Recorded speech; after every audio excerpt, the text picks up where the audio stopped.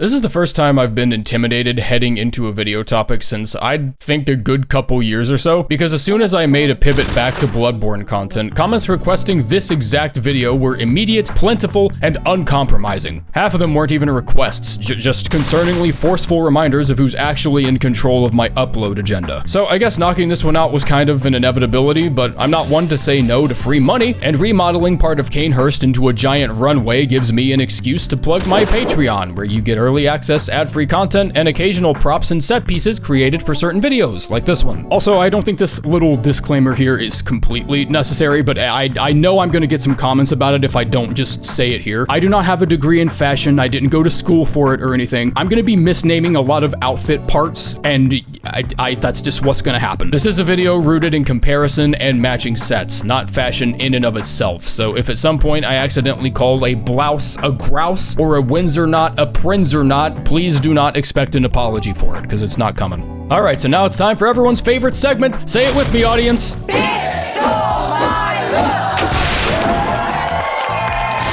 This event's many lovely contestants are going to be judged based on 3 variables: thematic and visual cohesion as a full set, leeway for potential part replacement if there's an identifiable weak link, and if a set is less than 4 pieces, what those empty gaps can be filled with without clashing. I didn't want to make things too complicated, so this unfortunately means one-off attire pieces can't be graded by this system, so no Crown of Illusions, no Mensis Cage, Noble Dress, enlarged head, shit like that. However, if these pieces can give more color to an otherwise lacking set, that is something I'll try to include. The Ashen Hunter set. Hunter attire as a blanket statement tend to employ a lot of darker grays and browns in its palette. I don't recall it stated explicitly anywhere that particularizes darker clothing for the sake of covert tactics or anything. I think Yahar'gul gets kinda close, but they aren't exactly a standard. But the abundance of darker outfits is present nevertheless, giving sets like the Ashen Hunter set a pretty hard time to find places to fit in outside of itself. Every tinge of style feels counterbalanced by noticeable instances of why the fuck in a way that kind of feels impressively equal to me. The unique threadbare edges and stylish eye covering on the gray wolf cap are both really cool details that symbolize the same dejected fatigue of the man you looted from, which is something I sympathize with. If I took a risky jump and landed feet first onto a pair of landmines, explaining that to my hunter coworkers would tire me the fuck out too. The visual theme of being frayed and worn out manages to look equal parts stylish and ungainly, and I think that might be easier to press out some appreciation for it when used alongside powder keg weapons like the rifle, spear, and stake driver. The gloves do feel a bit samey compared to everything else on the market, but that's usually a positive if you're looking for something flexible. And the gray wolf cap still partners outstandingly well on the executioner set if the traffic cone starts to feel a bit too brazen. The Black Church set. A beautiful set of attire that checks almost every box, yet tragically brought down and normalized by its weakest link. Exhibit A, the color contrast. The flowing shawls, the gloves, the petticoat on the female set, it all adds this immaculate texture to the outfit since the heavy black-white contrast allows them to be so plainly visible despite these parts comprising so little of the outfit. The white spell-woven gloves that highlight their occupations as doctors and surgeons, and judging by how violent and unsafe this exact description insinuates these surgeries to be, that spell was probably 1, extremely important, and 2, didn't work worth a shit. The tassel trim on the overcoat and tightly laced blouse underneath it give the female set this modest look almost resembling a nun, but the Inverness cape on the male set closely resembles most of the game's hunter attire without losing its monastic theme. Like,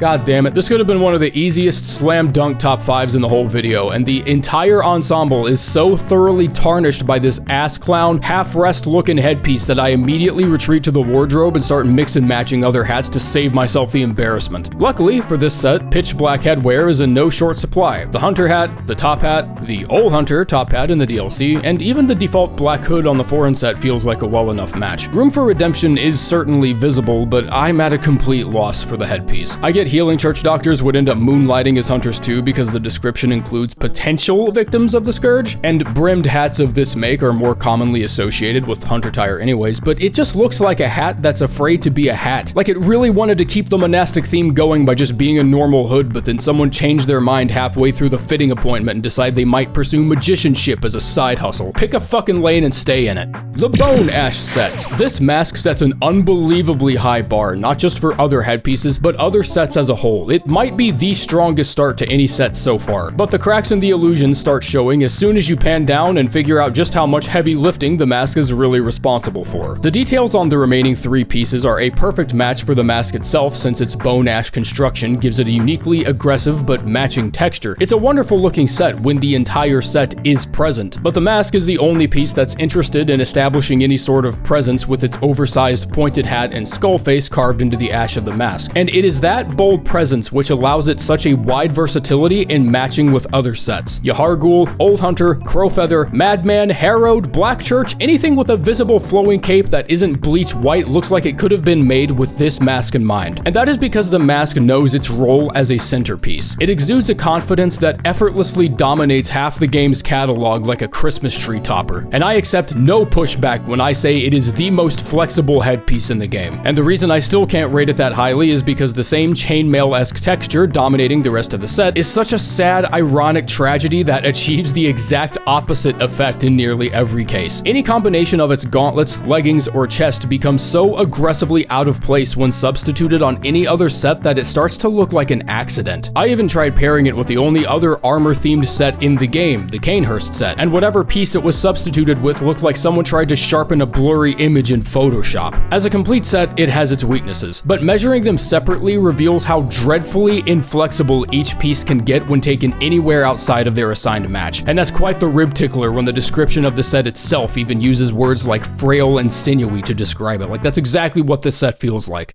Brador's set. It is said on the top hat's item description that the appreciation of beauty and formality are what allow hunters to keep themselves tethered to their own humanity. And as unsure as I feel on where exactly that focus gets a little blurry, scalping a cleric beast and wearing its horns like a funny hat does present the question of who among the two is actually more lost. Brador may have been wearing it as a vow of remembrance for his fallen friend, but your shallow ass put it on because you thought it looked cool, so what does that say about you? The chest piece is equal parts conventional and unhinged depending on which direction you're looking, and even the description mentions how unremarkable the outfit would look without the giant cape of foreskin hanging off the back of it. The armbands are nothing more than just average-looking wraps that bear plenty of similarities to others of its ilk, like the Sullied bandages, the Madman and Graveguard manchettes, and even Gascoigne's gloves look kinda similar. But I think this plays to the set's benefit because you're offered multiple options with subtle enough changes to not impact the set's visual cohesion. The same can be said for the trousers, which contribute very little to the set's beastly insanity and look so goddamn basic that I accidentally started grabbing footage of wearing Gehrman's trousers and debated leaving it in because I have that much confidence that only 2 of you would have noticed. It certainly has a top-heavy style distribution, and whereas that rings true for plenty of other sets, I feel like this one has the hardest time finding any replacements. Substitutes for the armbands and trousers are just other pieces that look a little too similar, and the head and chest are so inseparable that a second home for either just doesn't feel like it's there. You can't even use Beast's Embrace without sacrificing the headpiece. If you're trying to feed into the beastly visual theme, you have to use the regular Beast Claw.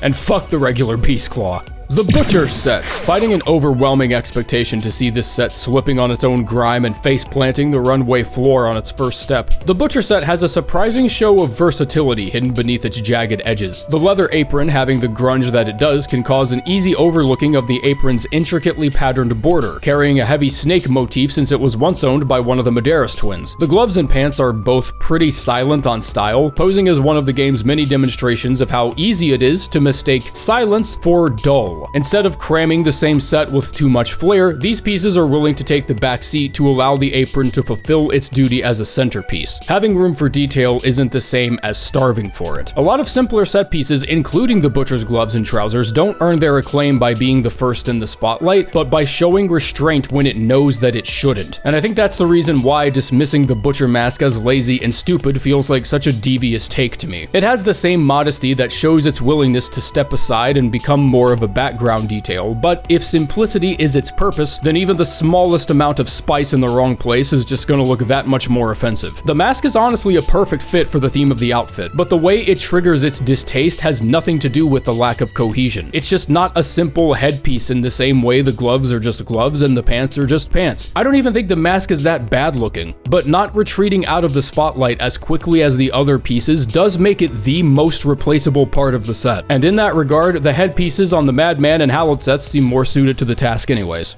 The Cainhurst set. Now we're sleuthing around with some status. The best way to tell the citizens of Yharnam you come from a family of money, violence, or both. Yharnam schmarnam bitch, my family tree hails from the motherfucking Cloud District. Can't you tell by my half-cape's floral markings and form-fitted greaves? Imagine trading damage with werewolves and 70-eyed pigs wearing a scarf and a bowler hat. No wonder half you dipshits ended up getting eaten. Being one of only 2 complete armor sets in the game already sets it up as a head turner, but it provides a nice contrast to the grittier, more fear-adjacent visuals on the Bone Ash set. The detailed faceplate feels difficult to work with in a world of cloth and coat, but the smaller size and the dumb little mullet flapping out the back gives it just enough room to find some hilariously classy common ground with other pieces of similar pretentiousness. The Knight set fits it decently enough, as well as Lady Maria's chest piece, but being an armored helmet instead of a standard cap still means it'll start looking more extraneous the harder you're squinting. Playing dress up with the game's limited library of metal clothing doesn't really give you much, but there are a couple workable pieces. The left hand on the Charred Hunter gloves appears to be more gauntlet than glove. The brass make of the Old Hunter gloves and trousers can give a tinge of personality to a mostly monochromatic chest piece. You don't have a lot of options for substitutes, but such is the turmoil you learn to deal with when your fashion needs are this fucking ritzy. This suit of silver aristocracy needed 10 of your annual salaries to find a smith skilled enough to put all those ribbed and shingled textures into its frame. You're lucky I'm even acknowledging you,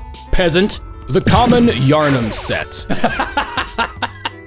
Visualizing what fashion trends would catch on if half a continent got swallowed by a giant octopus because they bullied its mother to death is a very fun thought experiment. I'm no expert in theory crafting what the cultural aftershocks of such an event would look like, but I can see some local economies taking a hit for sure. And the standard getup of the common Yharnamite is probably a decent representation of what most of us would be wearing. If a man's eyes tell a story, then the scent of his work uniform could write a 10-part saga with merchandise and a fucking movie deal. And I don't need good writing chops to plainly see that this city was up a shit creek. I can't really speak on the finer details of what vile, half-lucid penance bubble I'd be signing bitches up for if I spent 99% of my lifetime as unborn tissue, but blaming Eldritch Wrath for the coffin's final nail does feel a bit silly when half the townsfolk look ready to be done in by a muscle cramp. Smacking down beasts and ogres LARPing as an 18th century blue-collar worker does have comedic value. It is not lost on me, I promise. That is very funny. But the common Yharnam set is a type of normality that plays well with no one else. A lot of the game's plain and more reserved attire might sound like a good enough fit, but when I started switching parts around in practice, I realized how good this set actually was at getting you to appreciate the hidden particularities of an otherwise bland article of clothing. And even basic pants like the Gascoigne and foreign trousers didn't feel completely compatible to me. The pants on the student set are just a pair of black khakis. I have bought this item from a real store, and even that felt like too much when worn on the same body as a sun hat and a tweed vest.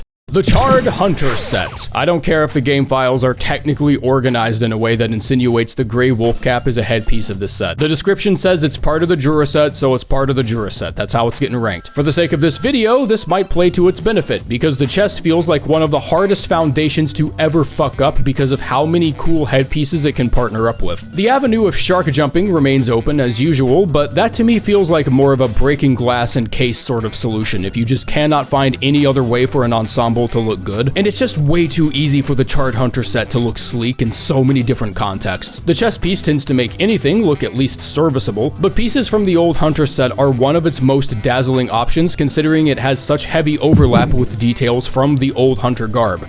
Actually, come to think of it, the Old Hunter garb has a noticeably high fire defense, just like this one. So, I think there's a strong chance that's just what the coat is, only it's worn with time and splash damage from explosions. The choir set.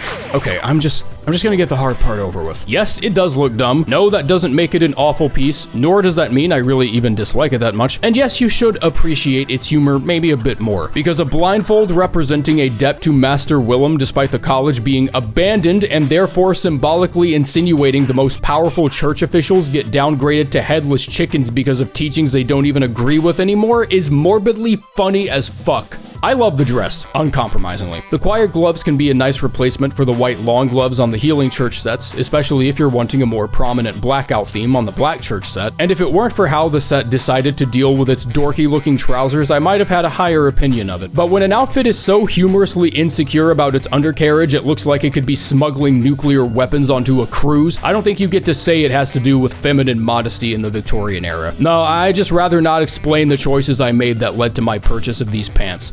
If I'm planning a group hunting expedition and one of my homies rolls up to the function in a pair of church shoes, I'ma smack his shit smooth into the heaven he's dressing for. The Constable set. If dragging Yharnam by its legs fresh into a beastly scourge wasn't enough cosmic punishment, now they gotta deal with the fucking Europeans. Being forced into eternal military service by a god entity's wrath meant finding new and creative ways to blow smoke up someone's ass. Despite the tall tales associated with the Constable set, it could just as easily be someone retreating to the old dress to impress mantra as a means of holding on to one's humanity. And going by the immaculate suave and style found on this attire, I'd wager the guy who wore this is doing just fine for himself. If you're in the mood for a useless fact you'll forget here in 20 seconds, the specific shades of gold and navy blue they chose for the outfit is a split complementary palette with a navy foundation, and then instead of its direct complementary, which is more like a yellow-orange, it diverges slightly to two other adjacent colors, which is the lighter mustard gold on the metallic parts of the fit and the muted light and dark browns on the belt and undercapelet. I'm saying this is a useless fact because in reality the person who designed this outfit probably just modeled it after an old British police uniform, since constable is just a British word for police officer.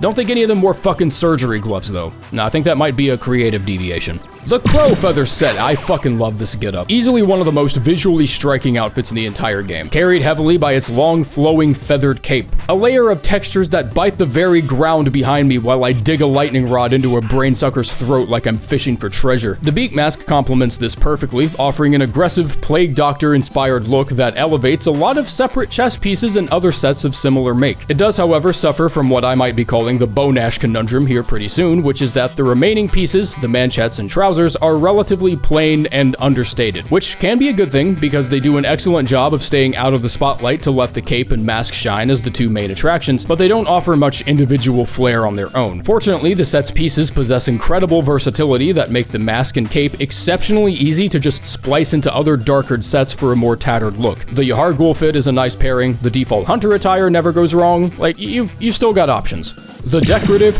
Old Hunter set. Early Yharnam Hunters and their superstitious use of brass decorations are visible on multiple pieces in the DLC, but the Decorative Hunter set displays what is far and away their heaviest use, despite it only being a two-piece set. The use of metals like brass was believed to act as a prevention measure against beasthood, and the trousers, including a large constricting brass cuff, involves an early superstition that the scourge would begin by creeping up the right leg, because that's the kind of dumb shit you come up with when beast hunting has left you thoroughly shell-shocked and you know absolutely nothing about the disease you're constantly at risk of contracting. Being a two-piece with such extravagant detailing would point to it being a harder match for other pieces, but the Old Hunter's top hat comes with very similar ornaments around its mask. The Old Hunter gloves are a wonderful complement to the trouser since the use of brass work balances itself between the left and right limbs, and not unlike other centerpiece sets like Cainhurst and Constable, choosing the set as the main theme and then continuing from there does feel way more comfortable than using pieces from the set and then forcing it to conform with details on another, because it's almost always just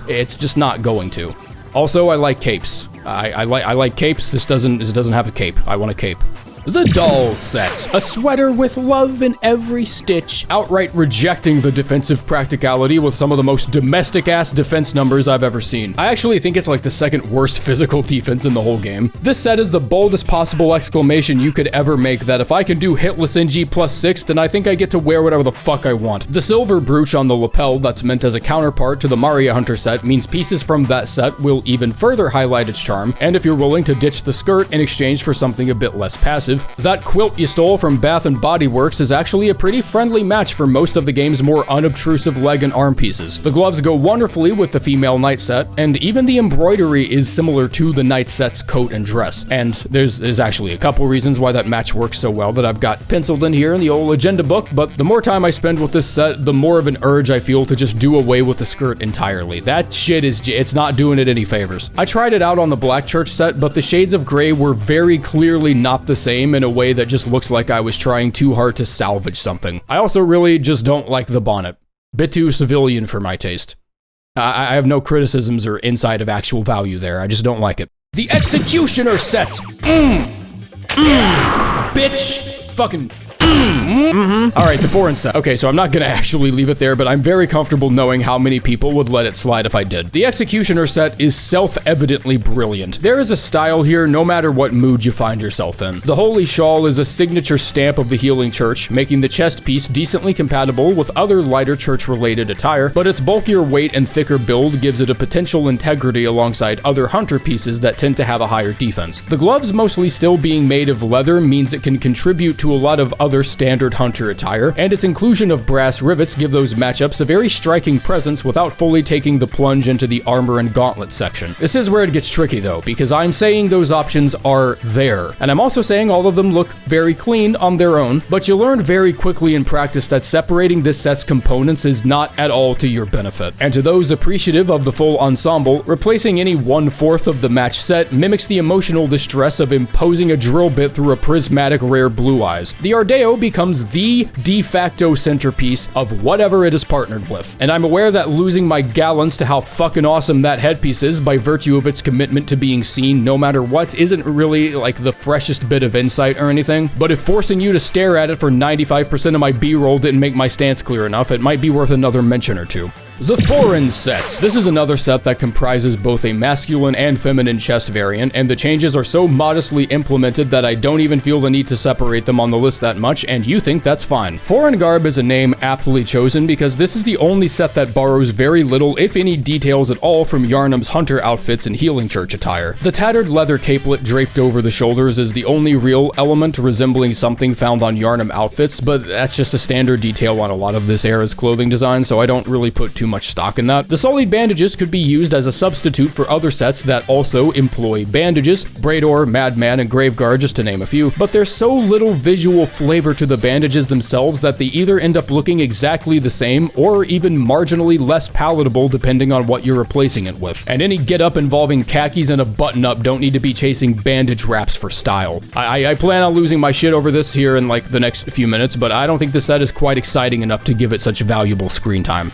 Gascoigne's set. A very memorable set for a very memorable boss that to this day remains emblematic of the fact that if you got past this douche box, then you came to Yharnam ready for a fucking fight. The black leather gloves have an added bandage wrap constricting the piece that gives off a rich, pungent stench, a tell that he had been within inches of madness for quite a while up until when we found him. It's a nice bit of storytelling on a piece that takes a small visual risk by adding just enough flair on a pair of gloves that would have had nothing to stand out with otherwise. The style of coat bridges a lot of gaps between the church and the workshop, evidenced by the inclusion of a holy shawl commonly seen on church attire, while keeping the coat length that hunter fits tend to show off. And he ditches the standard issue tricorn for something a bit more formal, though I'm not too sure if that plays to the set's benefit. It feels like an awkward middle road that looks afraid of taking the plunge into full formal and just being a top hat. And yes, I know the wide brim style is also a type of hat on its own, but when contextualized in a game that places such a heavy weight on human characteristics like formality, I still feel like the top hat just wins. The inclusion of Hunter workshop details means it's able to accept gloves and legs from church garbs and place them in a more aggressive context, making it one of the game's most flexible jacket pieces you will ever find without compromising any of its own identity. And I have nothing to say about the pants, because the pants obviously have nothing to say to me. Gehrman's Hunter set. This one comes with a bit of a preamble because I am really not a fan of just how much this particular attire ends up missing out on. Taking boss rewards and weapons and items and such and transitioning its ownership to the player has always been steeped in a very reductive and unfortunately kinda necessary creative approach, in a way where having something used against you and you using that something against others is almost never a complete one-to-one. It shouldn't be. Mimicking the signature combat ability of the scourge-maligned half-dragon star sovereign majesty of baked potatoes as a 5'5" chud with muscles and expecting it to cover the same ground and hit with the same strength makes you a stupid head, resting on a pair of stupid shoulders. This is called making sense, and it's an approach that rapidly makes less and less sense when applied to something as superficial as, I don't know, let's say the kind of shirt I'm wearing, or the shoes, or the pants, or the gloves, or more to the point, when outfits lose out on some of its coolest features and designs just because I I am now the one wearing it. I could have easily been way nicer in my judgment had the game not axed almost everything that gave the attire any remarkability. The cape's gone, the gloves are gone, the top hat gets run over by a fucking carriage on its way to the messenger bath, I guess. I don't know what happened there. All details that were perfectly makeable into the final cut, gutted and crammed into the garbage disposal. And we couldn't even get the peg leg he has as part of the set. I'm gonna be honest, I'm not mad about that. I'm not as mad about that as I am the rest of it. It sounds like an easy addition, but knowing the way this game's models work sometimes, that sounds like a feature you could easily lose a couple days to. The Graveguard set. Not that there aren't a couple ways to wear this one outside of itself, but the Graveguard set has been one of my least favorites for quite a while. Its unique details, disappointingly, aren't really that unique, and there are very few fitting matches for a headpiece if you're not willing to go out of your way for the Graveguard mask. The long robe and ghoulish mask seem to be pointing me in the direction of a sort of Agent of Death getup that might use the burial blade or the church pick, but the bright vermilion red of the ensemble gives me the exact opposite impression. The bloodied ritual tools lining the pockets of the main robe serve as some decent enough texture, but I personally think the Tomb Prospector chest still has better ideas on how that should look. The thick rope constricting the wearer looks 10 times as menacing on the Yahar'gul pullover, and that awkwardly unique shade of red has filed a restraining order against the game's entire wardrobe. It's so far from similar. Like, even the knight and doll gloves are just slightly off. Not to say you can't put your improvisation skills to work by looking for funny hats. The enlarged head, Ardeo, and Mensis Cage all feel like daring enough combinations to at least look intentional, but the robe and kilt pieces demand they be partnered together no matter what, just because of how exclusive they are. And once you look close enough and realize how many different outfits also come decorated with tools and instruments and whatnot, a Yharnam-wide stock surplus of these outfits isn't really that hard to imagine. The Harrowed set. I don't really know how the Harrowed set got assigned such a dose of misfortune, but the only two characters seen wearing any of its pieces either becomes a beast or becomes the chew toy of a man cosplaying as one. And my desperate straw-grasping ass decided to interpret this as a bittersweet allegory of how outfits that seem unkempt and disheveled might still be putting in some real effort despite their cards dealt. And when the dipshits caught wearing some of it have a whopping 50% chance of developing giant claws and a taste for human flesh, being overly nice doesn't sound like such a bad thing to me. The one sincere, heartfelt compliment on his fashion sense might be just the right amount of kindness that prevents a village from getting a primetime spot on national news. Here's what I actually think about the set. The head wrap is equal parts nonsensical and inflexible, the gloves not fitting into the bandage theme shared by the head and legs feels like an identity crisis, and the sleeveless jacket feels so far removed from the rest of its elements that it could pass as the centerpiece of an entirely separate garb. Fuck the bandages, take the jacket, match it up with the legs on the Yharnam Hunter set or the Butcher set, throw up the Prospector's hood, and just leave the gloves out of it altogether. If you're insecure about your bicep size, that's your own problem. Henryk's Hunter set. Henryk's ensemble is as picky as it is versatile, and even though its description categorizes its use of yellow linen as unique, you can mix and match your way to what I think are some of the game's most attractive apparel combos. If you dig Yamamura's garb and want it as a centerpiece, but you're afraid the attached parachute pants beating against the wind like a whale blowing its nose might make it a bit difficult to hunt safely, Henryk's trousers end up being the perfect shade for a comfortable match, and even the gloves with its constricting leather wraps contribute some interesting texture to a lot of different hunter and church outfits. The four-piece, when judged purely as the sum of its parts, is unsurprisingly dapper as fuck. The feathered cap is cleverly angled in a way that doesn't even show it in its menu icon, making for a dazzling surprise when you actually wear it and see it. Deciding between the cap and the coat on which piece is the more impressive of the two is not a straightforward judgment. I'm glad I get to replace that stale hot dog bun the Yharnam Hunter set forces me to wear on my head, but the outfit's main coat is a uniquely special design that takes so many palettes and textures from the workshop's most recognizable attire that its very shape becomes a skeleton key. The yellow trim on the lower coat pairs well with anything from the Old Hunter set. The darker chestnut color on the scarf increases its visibility by using the jacket's lighter colors as a backdrop, and God knows there's zero shortage of light brown gloves and trouser sets in the game, so there's really no denying the scope of that jacket. The Hunter set. When respect is earned, respect is given. This is the Hunter set. And when you wear the responsibility of being the game's poster child, being able to out-machismo the rest of the game's wardrobe is something you sort of just end up with. I don't know if I look forward to at least a few of you accusing me of unk status or some shit because of how I age myself with this next comment, but this is one of the only instances I can remember where I watched a commercial for a game and actually wanted to be the guy on the cover art. Do you even understand how hard it is to do that successfully? If an outfit is emblematic enough for a trench coat and a meat cleaver to succeed in representing the whole game, that outfit is owed unconditional respect from those who decided to pick it up and play it. And this game sold over 9 million copies despite the debuff of being an exclusive, so if you were one of those, then this is your fucking opinion too. It's one of the only ensembles that comes with its own accommodations, including 2 variants of the coat both with and without the capelet, and I can't say if the intent with that was to encourage players to get the ball rolling and start coming up with their own get-ups, but that's absolutely what it does. And choosing a top hat as its designated icing feels like such a carefully measured amount of frivolity. It is this very hat that provides what I think is the single most brilliant development to the game's lore, using its own ridiculousness to emphasize tenets of humanity hunters held closest in their hearts in a way that invokes optimism in a landscape that just outright fucking sucks, while keeping its design sensible all the same. This hat and this set is Fashionborn's ground zero.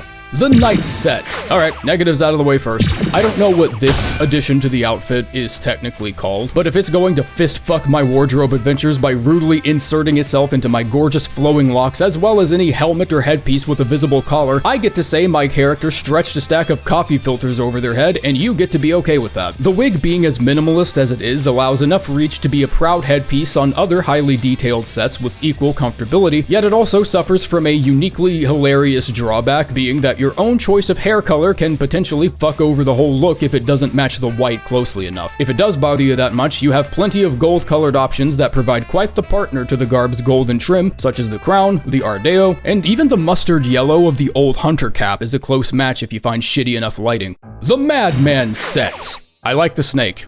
That's about it, really. I think the snake is cool. I would like to take the snake and I would like to raise him as my own. This set in and of itself is spare parts, and I mean that in a very literal sense. The wardrobes of this universe are frothing with so much personality that it gets away with knight's armor, police uniforms, church dresses, and like 27 different flavors of vampire hunter sharing space together in the same tiny 3.5-hour long closet, and the category of man wrapped in toilet paper remains one of its most competitive brackets. Why do so many ensembles try to make this work? Bandage wraps are for when you want to look like you just got out of the hospital. And even if the theme is cohesive, you still just... or you look like a guy who just got out of the hospital. Although none of that is really to say the chest piece isn't worth some extra consideration. Wearing it alongside the milkweed rune feels like an odd enough choice for someone to enjoy, even if it does divert attention away from what's supposed to be the main attraction. But if you're aiming to keep the garb's serpent theme in the foreground, oddball headpieces like the beak, bone ash, and butcher masks all accompany the chest with their own various identities, and without the debuff of having to stare at a Hershey kiss being served capital punishment.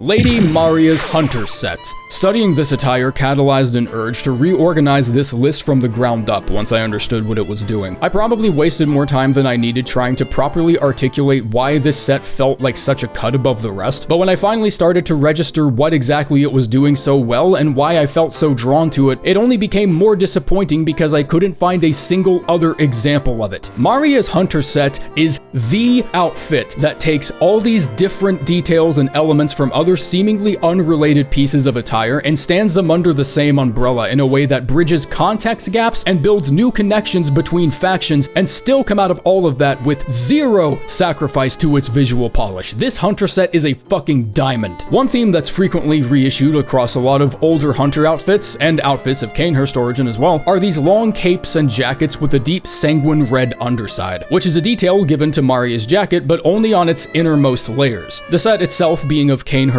make, along with her distant relation to Queen Annalise, contextualize the heavy amount of visual overlap her jacket shares with the male and female knight sets. The luxurious golden trim on the open coat is a noticeable similarity it shares with the male variant. The cap feathers and long shoulder cape can be seen on the female variant. It borrows the comically giant gemstone necklace from both sets. The subtle ornate stitchwork that textures the entire linen is also very similar. And if you told me the decorative change draped across the shoulder cape were lifted from the Cainhurst set, I don't think I would get to just say that's wrong. The harder you look, the more elements you seem to find that take influence from something else, which is why the end result not looking like a faceless hodgepodge of self-referential bullshit is so impressive. Mix and matching your way to an unexpectedly spicy set of attire is part of the fun. I was putting a good deal of weight behind how well an outfit's individual pieces play with others, and this is the only ensemble in the game that just takes care of that shit for you. The Old Hunter set. I already briefly went over how the Charred Hunter set provides quite a glaring overlap between its own details and those found on the Hunter set, but the Old Hunter set in its prime carries a particular attitude you can only appreciate if you're well into your 70s but can still swing it like Derek Jeter. If hunters really were 10 a penny back in the day, I'd have to imagine the dress code had at least something to do with it. When you weave a tapestry this fabulous, low recruitment turnout is just not a problem you're gonna have. My sedentary ass would have seen this fit and signed at least 2 contracts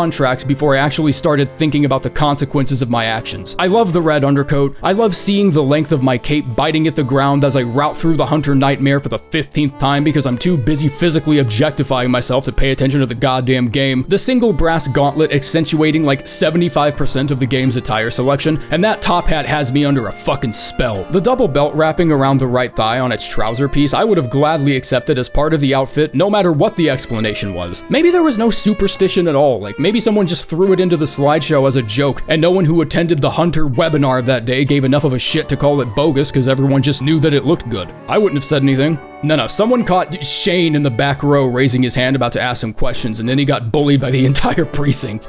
Like, yeah, why don't you dick off back to your rocking chair and finish crocheting that dumb sweater vest for that Cainhurst maiden you keep pining over, while we get busy digging our brass kneecaps into the spinal cord of a brain sucker. You stone-fangled fuck. The student set. Just a big ol' why the fuck for this whole set. Being a two-piece doesn't need to be this inherent death sentence, and in fact, the Decorative Hunter set stands as good evidence of that being turned into a workable advantage. But offering only 2 pieces while also acting minimalist about it means swerving entirely around the idea of decoration because it forces the head and gloves into acceptance of that same simplicity. The only way to break out of that is total fashion absurdity by throwing on the cage or the Ardeo or something similar, and that's still only something you can really do with an item as spotlightable as the headpiece. Throwing on a bowler hat with the student robes and then having the Cainhurst gauntlets as your final gambit just makes you look confused. The additional cape does what it can to save the jacket, and it's absolutely worth ignoring the planar code in the lecture building, but not in a way that gives any breathing room when selecting matchups with the head and gloves. Its fashion meta remains total thematic overwrite via ridiculous helmet. The Tomb Prospector set. This is another Gascoigne situation where the main garb is widely spread between enough factions that anything along the spectrum of church to hunter will fit decently as long as you have a basic sense of what looks good. The Prospector's gloves and trousers are plain enough to offer a good window for replacement, but the gloves and trousers also match with themselves, so anything that's replaced would ideally share that benefit. I really like the abundance of little tools and instruments peppered around the coat that I feel like many other sets try to include in their own, but end up feeling not as flexible or detailed. Anything with too many layers to its linen obviously has the negative side effect of any weapon bigger than a letter opener clipping through all that flowing majesty, but the long holy shawl is also one of my favorite parts of the set, so if you're the type to compromise, be better. Or something. The White Church set. The White Church set I was ready to be a bit disappointed by, and I'm not really even sure if my reasoning for why would be marked as a display of fair judgment. But style is best appreciated when looking at a mirror, and you can only power pose for so long until eventually Johnny Bravo has to pick up an axe and get to work, and the game's liquid physics start to treat your thoughtfully prepared outfit like a Splatoon map. From there, it was pretty easy to resign myself to the opinion that anything easily stainable wouldn't stay too long in the rotation, and all it took was an Assassin's Creed cosplay and a +10 Blade of Mercy for that opinion to be suddenly very uncomfortably challenged. If you haven't given the men's section a glance for a while, the White Church attire needs to be first on your list for the next shopping spree because it gets so many additional visual perks the dress counterpart just doesn't have. The darker trim that borders the jacket creates a much more layered appearance, and the generous use of other colors like the dark red undercoat and black vest make a bit more room for differently colored gloves and trousers, a benefit sorely lost on its nearly all-white dress variant. I do find the hat on the Black Church set to be distasteful as fuck, so I'm glad we don't see any of that here, but I'm always more inclined to go with a darker hood like the black hood on the foreign set because it's just so much easier finding compatible parts for it. Not like there's any huge reason that needs to see the hood replaced. A standard piece with one color and no flare earns nothing in style, but inherits a versatility that really stands out when the job requires everything but. The Yahar'gul Black Set, a dark and brooding pullover for the dark and brooding boy, and one of the game's only heartthrobs available for an Agent of Death-themed outfit. You've also got the Bone Ash and Graveguard sets for similar vibes, but nothing has quite the same foothold over that dominion like the Yahar'gul set, and that unfortunately means with and without the attached Iron Helm, because they seem to be the only two pieces fitted specifically for its use in tandem. The default black hood looks awkwardly tiny by comparison, the Yahar'gul hood turns you into a fucking bobblehead when alongside any normally tailored suit, and the plain Iron Helm is just this oblong oddity that doesn't find enough purchase in armored outfits to even pass as seamless, but also lacks the appeal and confidence of other Joker card pieces like the crown and cage and whatnot. And the end result is just a piece of reinforced pottery that doesn't feel considerate of any size or style other than itself. I take it back, the helmet does have confidence. Too fucking much of it. The Yamamura Hunter set. You know, really wasn't a fan of the trousers at first, and if I'm daring to be honest with the public audience for some reason, I still don't really appreciate it as much as others might want me to. But everything else I think deserves a nice little nod of approval. There are a few elements about this ensemble I could call a patience check, and though it seems a bit too bulky for its own good on the surface, the scarf, the subtle ornate pattern on the jacket, and the generously open build of the jacket itself makes a great centerpiece for those that appreciate subtlety. The plain yet brazen style of the pointed hat would be a heartthrob on just about any outfit, and it's a piece that tends to be one of my first choices if I'm looking to replace any of the standard hunter caps. The armbands are honestly a sleeper hit, and I think a lot of players might approach tightly wrapped leather a bit reluctantly due to it just being kind of boring and plain, but that is precisely its hidden superpower in my opinion. The make itself feels thick enough to mimic that of thicker gloves of hunter attires that include gloves and gauntlets, but the visual texture of something being wrapped around itself does leave an impressive amount of room for other outfits that might look better with a bandage motif. Just be careful around sources of fire damage because the pants could absorb too much hot air and you might start floating.